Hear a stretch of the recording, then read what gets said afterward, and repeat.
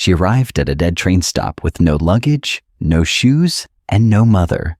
Just a cloth rabbit with no face. And a sentence that broke the rancher clean in half. My mama died today. Can I spend a day with you? He let her ride beside him out of pity. He never meant to let her stay. But one night turned into two. Then a drawing on the wall, then boots by the door, and before he knew it, he wasn't a stranger with a quiet house anymore. He was the only thing between her and a town that wanted her gone. The wind at Angel's Rest Station never stopped moving. It whistled low through the dry grass, kicked up dust from the gravel path, and sent old papers tumbling like forgotten prayers. The sky hung flat and colorless, stretched too thin over a land that no longer promised much. Just one bench, one rail, one water tower, leaning like it didn't care anymore. And on that bench, a little girl sat barefoot, knees pulled tight to her chest, a pair of women's boots tied together and slung over one shoulder. She didn't cry. She had cried already in the cramped train washroom, beside a still hand growing colder by the mile. But tears were for softer places, for people with rooms and warm stoves, not for the wide cracked plains where even the sun looked tired of trying. No one had asked her name. The conductor helped her off the train with a stiff hand and said, "Wait here. Someone will come." Then he boarded again. She hadn't asked where the someone might be coming from, or how they'd know she was the one who waited. Her dress was too short now, frayed above the knees. One pocket had a hole through which poked the ear of a cloth rabbit that had no face. She turned it in her hands over and over like a worry stone. An hour passed, maybe two. A cart rumbled by and didn't stop. Men came and went glancing her way the way folks glance at stray dogs, half pity, half fear of being bitten. She watched them without blinking. Dust gathered in the folds of her dress and the corners of her eyes. She blinked once, then stared down the tracks as if she could will the past to turn back and bring her mother upright again. A dog sniffed at her heels and wandered off. Still she sat. When the sheriff came by, he squinted at her as if she were a puzzle no one had asked him to solve. "Where's your folks, girl?" she said quietly. "My mama died today." He rubbed his neck. "Well, you can't stay here." She just looked at him. He shifted his boots, cleared his throat, and muttered something about the preacher's wife maybe knowing what to do.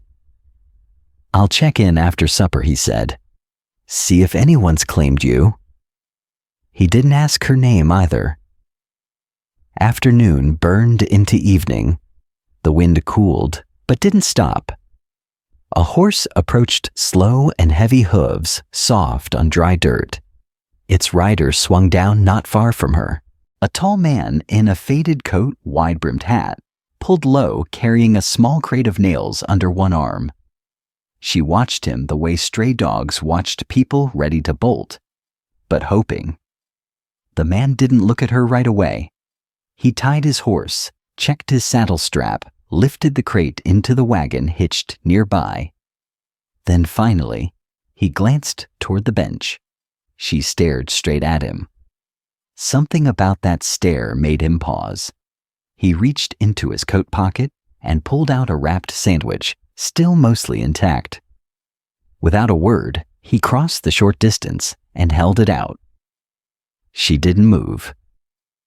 "It's turkey," he said. His voice was rough-low like gravel under boot, but not unkind. She took it with both hands. He returned to his wagon without waiting for thanks. She unwrapped it slowly, carefully, like it might vanish if she hurried. The first bite was too big. She chewed and chewed, eyes never leaving the man. He loaded another small parcel, adjusted the rope, climbed onto the wagon bench. His hands were large and weathered, but moved with care. He looked toward her again, not sure why. Then she said it. Can I spend a day with you?" No tremble in her voice, no pleading, just a plain question dropped like a stone into still water. The man didn't speak for a long time. He looked at the sky, then at her. Finally, he nodded once. She stood without hesitation and walked toward him, cloth rabbit dangling from one hand, boots thumping against her back. He didn't offer a hand up. She climbed the wheel herself and settled beside him. "What's your name?" he asked as the wagon creaked forward. "Hetty May." He nodded again. "Ransom halt." They didn't speak again for miles. The land rolled wide and dry around them. Sparse cottonwoods leaned away from the sun. The wind pulled threads from her hair and made them dance. She let it.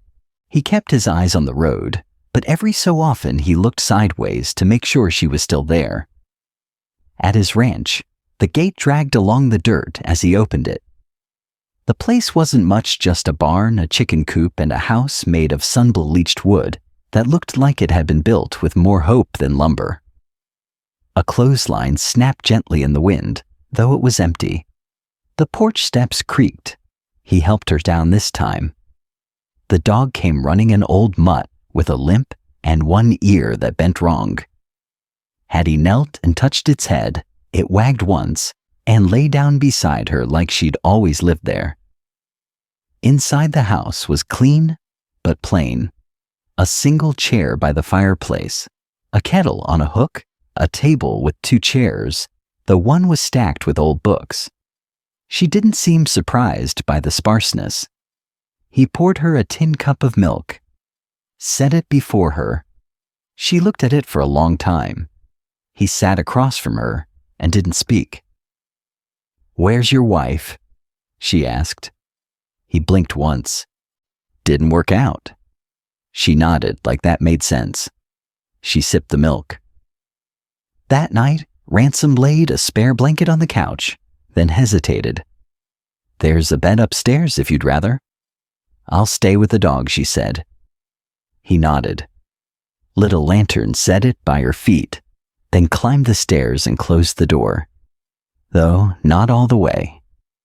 She curled up on the rug beside the dog boots, tucked under her head like a pillow. He didn't sleep. He sat in the upstairs room looking out the window. The land was so empty it made a man's thoughts echo.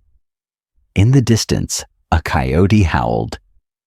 He closed his eyes, remembered the sound of a woman crying in a bed that never held children. Remembered how quiet the house had been since. How easy it was to forget what small sounds could mean.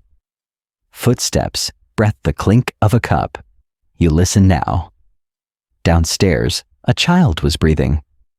In the morning, he found her in the barn feeding the chickens. "You know how to do that?"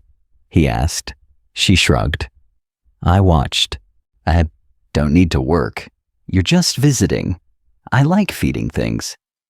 That afternoon, he rode into town to get sugar and flour. She sat beside him again, quiet, watching the wind. At the general store, folks noticed that yours Ransom asked the shopkeeper's wife, a pinched woman named Mrs. Patch, just for the day, he said. "She looks thin. She's been traveling." He paid and left. The woman watched him go, mouth-ped. Back on the wagon, Hetty said nothing, but her hand was resting on his sleeve. That night, he fixed cornbread. She burned her fingers trying to help. He bandaged them in silence. She didn't yabuse. They ate together at the table. The second chair had been cleared. After supper, she drew a picture of his horse with a charcoal stub and pinned it to the wall with a tack. "You draw?" he asked. Sometimes he looked at it. It wasn't good, but it was alive somehow. Lines pressed with the kind of care you don't learn in school. Later, she curled up on the rug again. This time, he put a second blanket over her. She said nothing, but shifted closer to the dog like she'd been waiting for that gesture. He sat in the chair until the fire died low. In the stillness, he said aloud, I'll take you back tomorrow. They'll know what to do." She didn't answer, but he swore the dog looked up at him like it disagreed. The next morning, he was loading the wagon when the sheriff came riding up. "Morning halt," Wexler said, tying his horse to the fence. "Morning dot that the girl from the station." Ransom nodded. You keeping her ransom said nothing. Well, the sheriff went on. "Preacher's wife is checking with the Burkes. They might take her. Lot of folks asking questions already. Didn't think kindness needed permission." Ransom said kindness don't.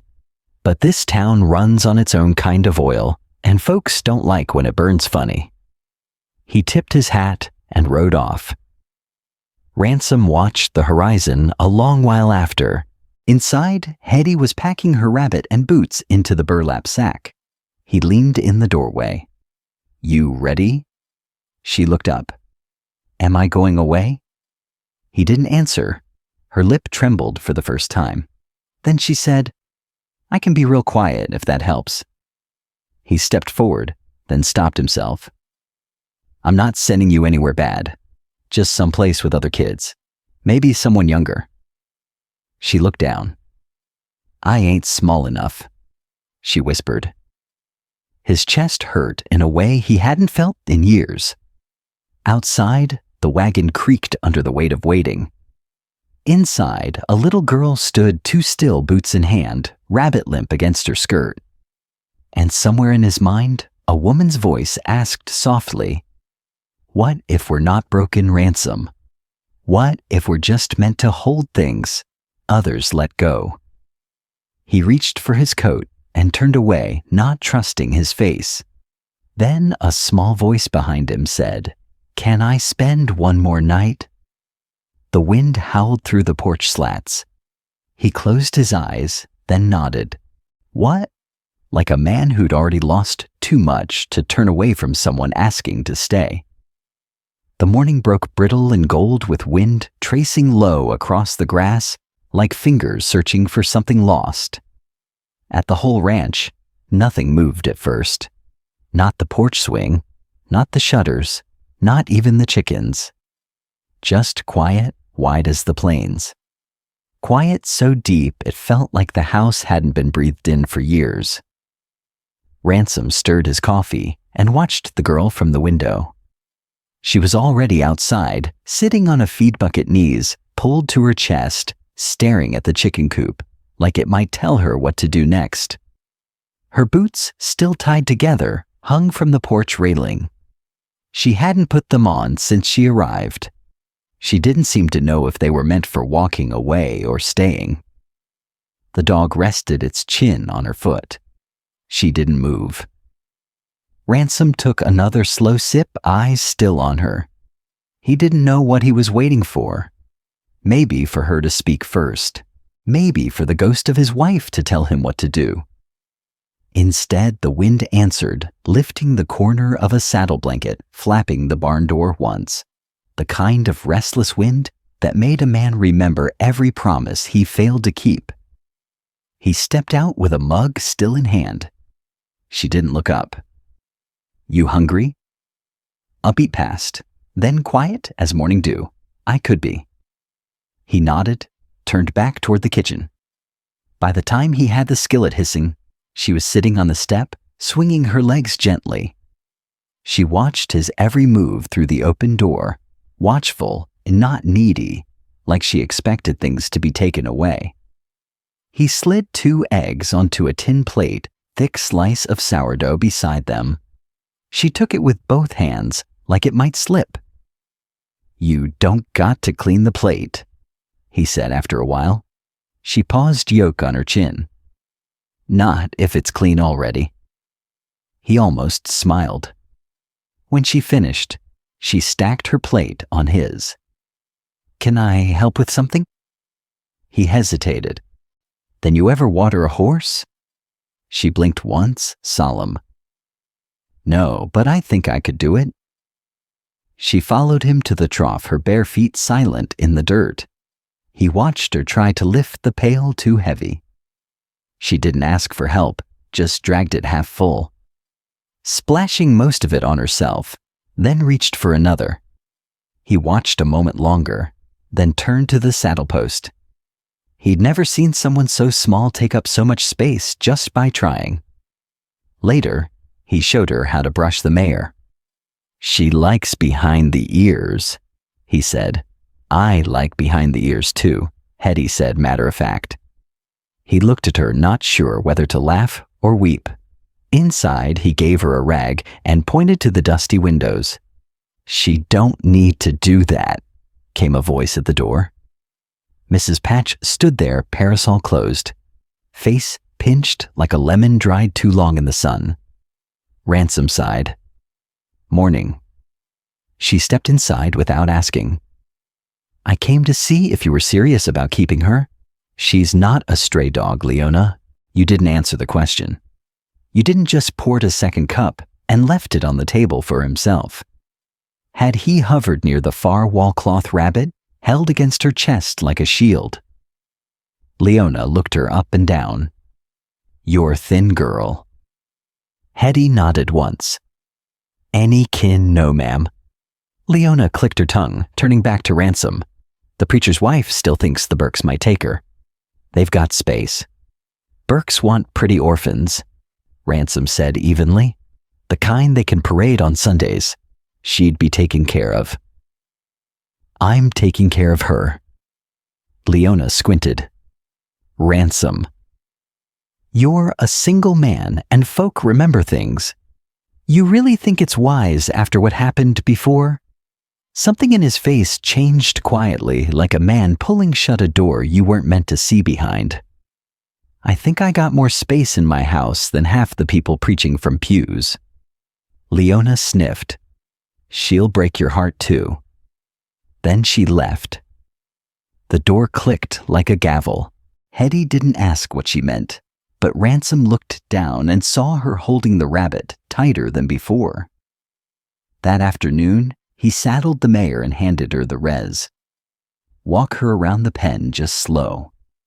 She looked up at him like he'd given her something holy. She walked in lopsided circles for 10 minutes. Every few steps, she glanced toward him to see if he was watching. He was. That evening, she carried firewood to the hearth without being asked. He cooked stew. She peeled the carrots, handed them over without speaking. After supper, she curled up again on the rug, but this time she laid her boots beside his by the door. He noticed before he doused the lamp. She said into the dark, "Did you ever try what to have kids?" He paused. "Yeah. Did they come out?" "No." "Was it the mama's fault?" He looked toward the window. "They said it was mine." "Oh." A long silence, then soft as a secret. "My mama said I was loud and stubborn, but worth it. You swallowed hard." "You're quiet now," she added. "Yes, I am. You still worth it?" He couldn't answer. The fire cracked slow and tired. He left it burning longer than usual. Next morning, she was already outside again feeding the chickens. One pecked her hand, and she yelled but laughed too. He stood on the porch with his coffee watching her. The dog nudged his leg. "Yeah," he said. "I see her too." He hitched the wagon before noon. "Need to resupply," he said. "Can I come?" He hesitated, then nodded. She put on her boots without complaint. They were too big, flopping on each step, but she wore them like armor. The ride into town was quiet, but not empty. She asked what the different clouds meant. He told her which ones carried storms, which ones just passed. "Storms always come," she said. Sometimes they'd leave things behind. At the general store, people noticed again.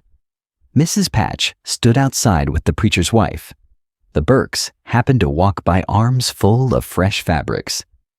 "She lookin' nice in blue," Elsie Burke said, fake sweet. "She looks nice now," Ransom said, and walked past.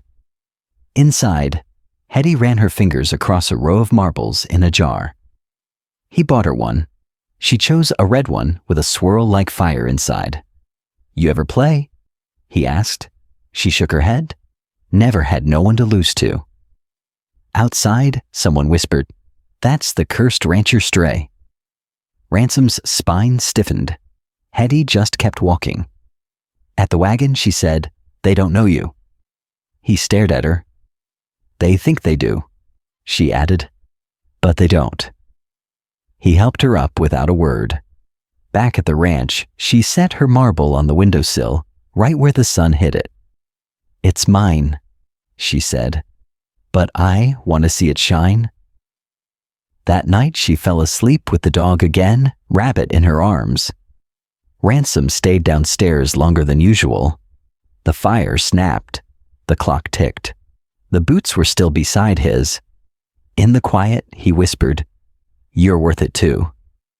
He didn't realize she'd heard until she said, barely awake, "I know." The next morning, the sheriff returned. He stayed on his horse. "She's got 2 days," he said. "Burke's sign. You don't have to make this harder." Ransom didn't answer. "She ain't yours, Ransom." Ransom looked at the house, then at the small boot prints in the dirt. He didn't look back at the sheriff. He just said, "She didn't ask to be." Inside the house, a girl crouched behind the curtain. She'd heard every word, and her marble fell from the windowsill and rolled across the floor like a truth no one could stop. The rumors came faster than rain after a dry spell. By mid-morning, the general store was thick with it. Women pressing flour into brown paper bags. Hands moving automatically while their mouths churned fresher stories than the bread they'd come for. Words like inappropriate, unnatural, and not right floated around like flies in summer heat, buzzing just loud enough for ears meant to hear. Ransom Holt's name hung in the air like the smell of wood smoke that wouldn't lift. They said he'd gone soft, that loneliness had warped his sense, that taking in a little girl without kin or papers or promise of adoption was an invitation to trouble. Not because of what he'd done, but because of what he might. Men who'd lost things were unpredictable, they said, especially men like Ransom. Good with his hands, bad with his luck. When he rode into town to pick up a horseshoe order, the gossip peeled back like curtains behind windows. Eyes darted toward Hetty sitting beside him, small hands clutched in her lap, her red marble in one cloth rabbit in the other. He didn't say a word, but she felt it. Every look, every whisper, every space they were not welcome in. After they left, Mrs. Patch set down her yardstick and said to no one in particular, "You ruin your name for one girl, and you'll never get it back." Hi asked about it on the way home, voice low. "What's it mean to ruin your name?" Ransom didn't answer right away, just shifted the reins and stared at the road ahead, like the answer might be waiting in the dust. Means folks stopped saying it kindly. She was quiet a while then. They already don't say mine kindly. The cart hit a rut. Neither of them flinched. At the ranch, he tried to brush it off, gave her a tin bucket, and pointed to the blackberry bushes along the edge of the fence line. "Pick what's ripe, not green. You'll taste the difference." She worked till her fingers were stained purple. He watched her from the barn pretending to tack new horseshoes, but his eyes never left her. Not when the wind tugged her dress. Not when the dog curled beside her like a second shadow. Inside that evening, she set the berries on the table with quiet pride. He ruffled her hair. She leaned into it without asking. After supper, she asked to draw again. He gave her the last sheet of butcher paper he had, and she took her time. Her lines were slow, intentional, just like everything she did. He didn't look until she handed it to him. It was a sketch of his porch, his boots hers side by side. He looked at it for a long time, then said, "I'll find a nail for that." She smiled without showing her teeth. She didn't do that often. Later, after she'd gone to bed, he stayed up fixing a drawer that had stuck since winter. Not because it needed fixing, but because the silence in the house felt too loud now. When he finally turned in, he found a note on his pillow.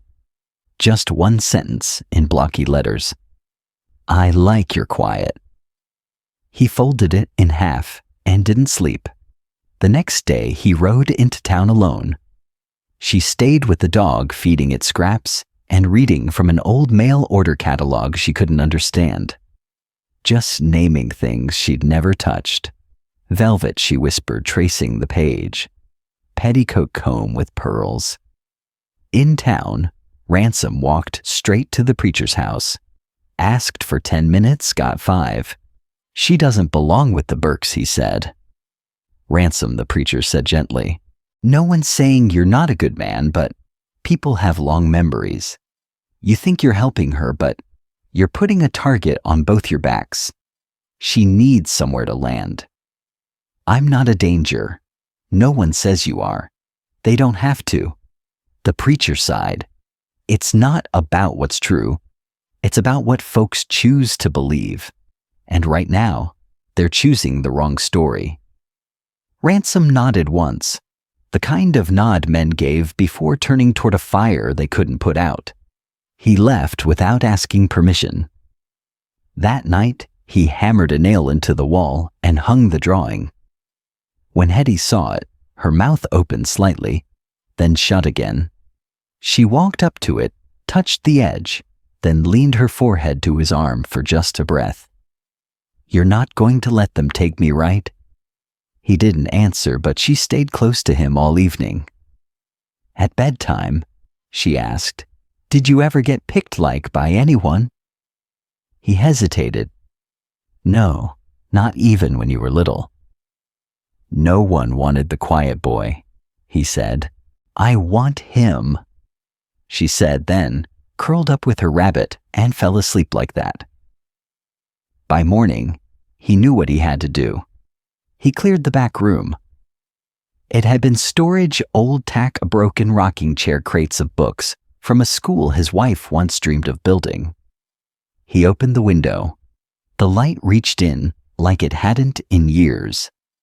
Swept the floor, fixed the latch, mended the ripped curtain, put the drawing above the headboard of the small bed frame he assembled from what he had.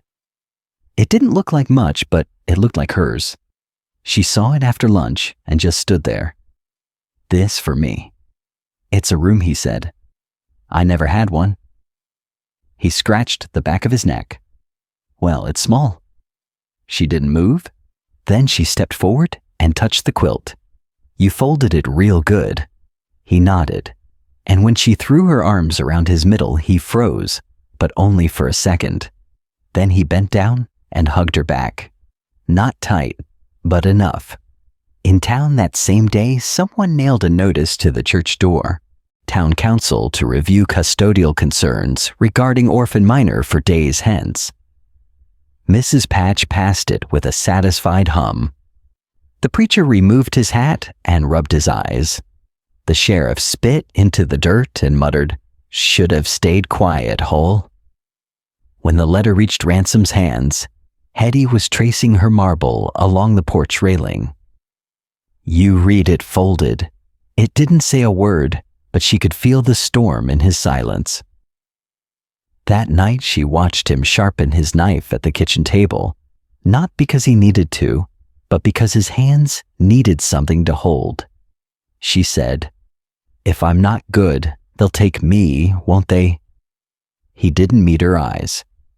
"You don't have to say it," she whispered. "I know how this works. People leave." He looked up sharply. "You didn't do nothing wrong. They always say that first." He stood slowly, like a man wading through mud, then crouched before her. "You're not going anywhere unless you want to." She blinked hard, then nodded. What's like it hurt? Later he found her sleeping on the floor again right outside her new room. Not inside it, as if afraid it might disappear if she truly claimed it. He carried her in, tucked the quilt under her chin. Then he stepped back and just stood there. He didn't cry, but something inside him cracked quietly like a frozen fence post, finally giving under spring thaw. By sunrise, he'd made a decision. He hitched the wagon and told her they were going somewhere. Where somewhere to show him who you are. She didn't ask again, just climbed up beside him. They rode into town, slow dust, curling behind them like the tail of a snake. He stopped in front of the schoolhouse. Classes weren't in yet, just the teacher, Miss Carile, sweeping the steps. He said, "Can we come in?" She looked confused but nodded. Inside, Hetty sat at a desk for the first time. She picked up a pencil like it might bite her. He asked Miss Carile for a piece of paper. She gave him one, eyes narrowing. He passed it to Hetty. "Write your name." She looked scared. "You can do it," he said. She wrote Hedem, then stopped. "May," he said gently. She finished it. He nodded, then turned to Miss Carile. "She's not a stray. She's a person." Miss Carile swallowed. "I see that," she said softly. Outside, someone had seen them. The sheriff, Mrs. Patch, 2 other townsfolk. By nightfall, the gossip had changed, but so had something else. When they got home, Hetty hung her paper beside her drawing. Then she looked up at him and said, "Do I have a last name yet?" He paused, then said, "Not yet." She nodded like she understood, but her eyes said she hoped. That night he sat outside alone, hands clenched tight. He hadn't meant for this to go this far. Hadn't meant for his heart to feel this much again. Hadn't meant for the town to sharpen their knives. But the girl had placed her marble in his boot that morning, and that somehow meant everything. The next morning, he found her making cornbread with too much salt and not enough flour. "It's bad," she said, defeated. "You tasted it," then said, "Well, try again." She looked up. He nodded. She smiled.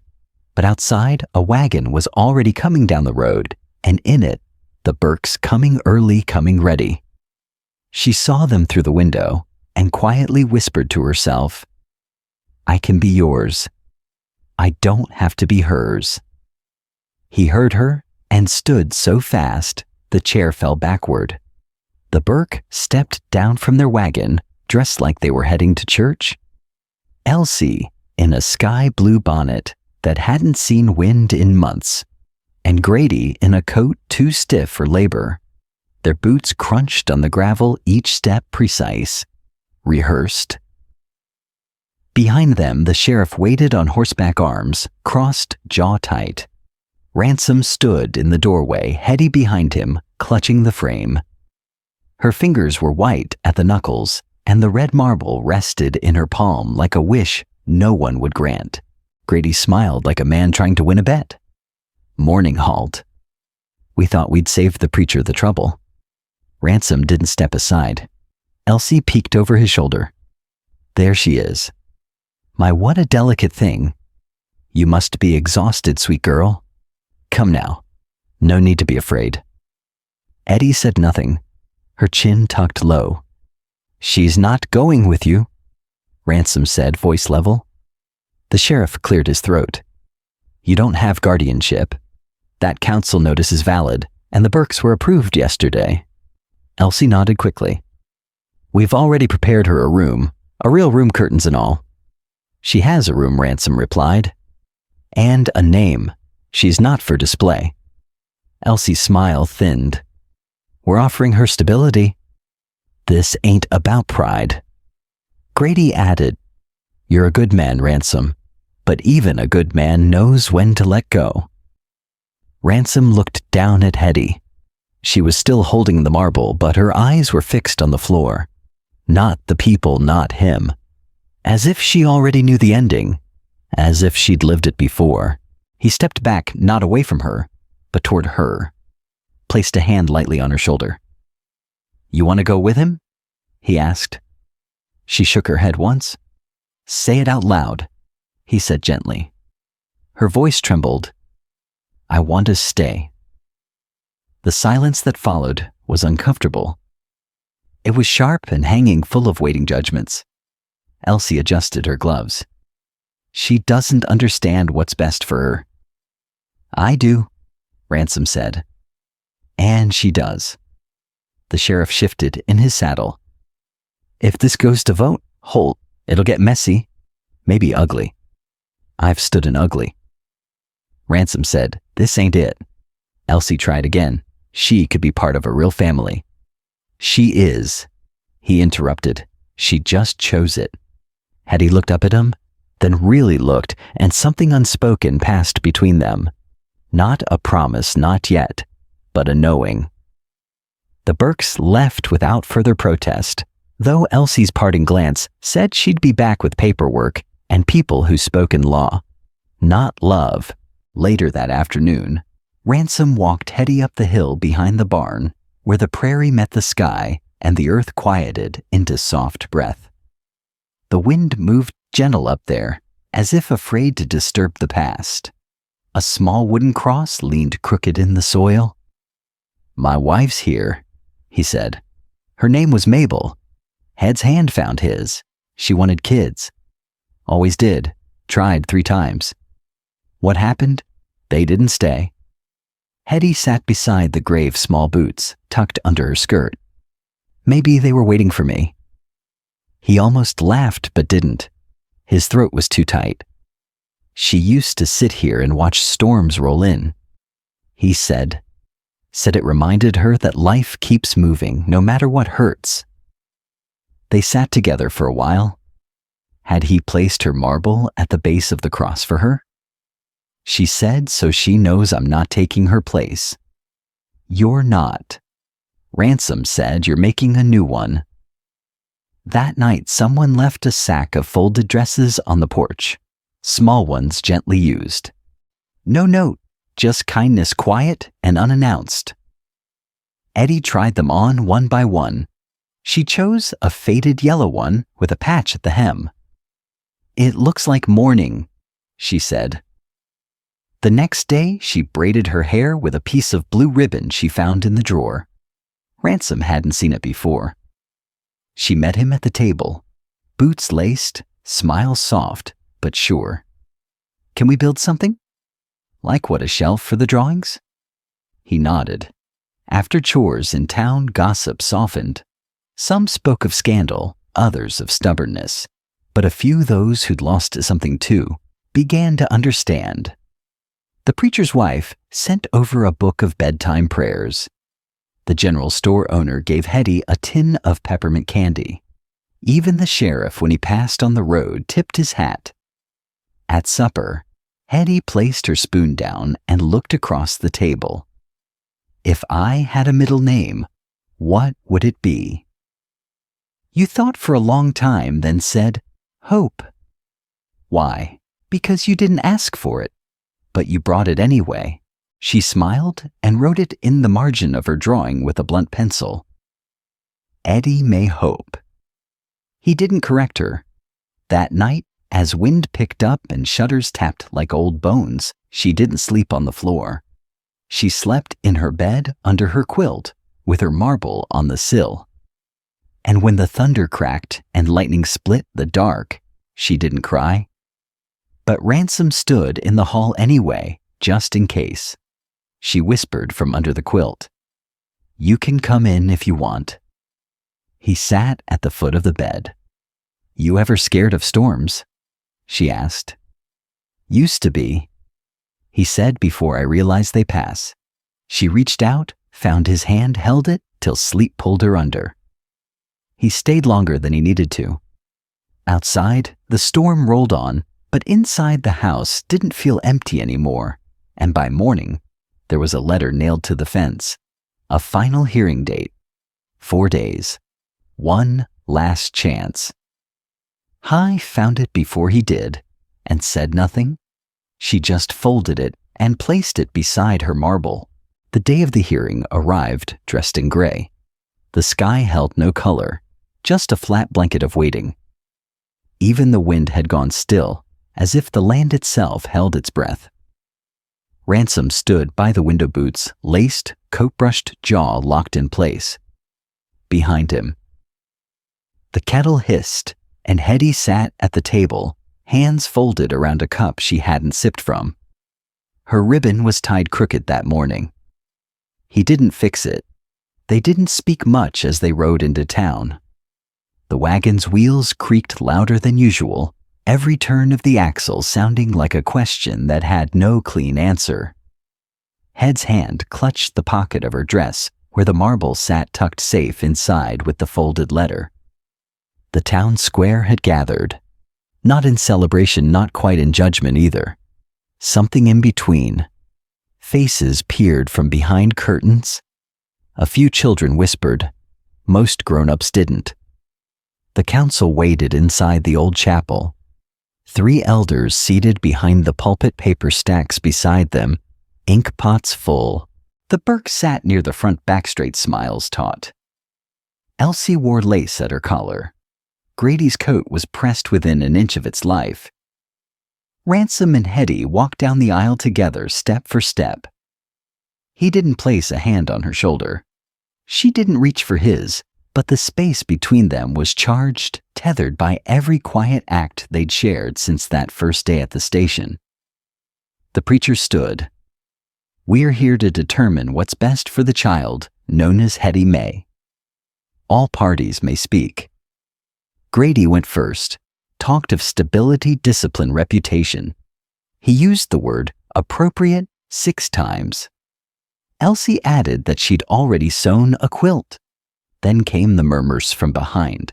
The town's seamstress, the grocer's wife, even Miss Carreel, the schoolteacher.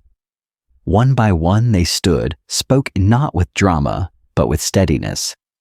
Words like "safe, seen, happy" entered the room like lanterns in fog.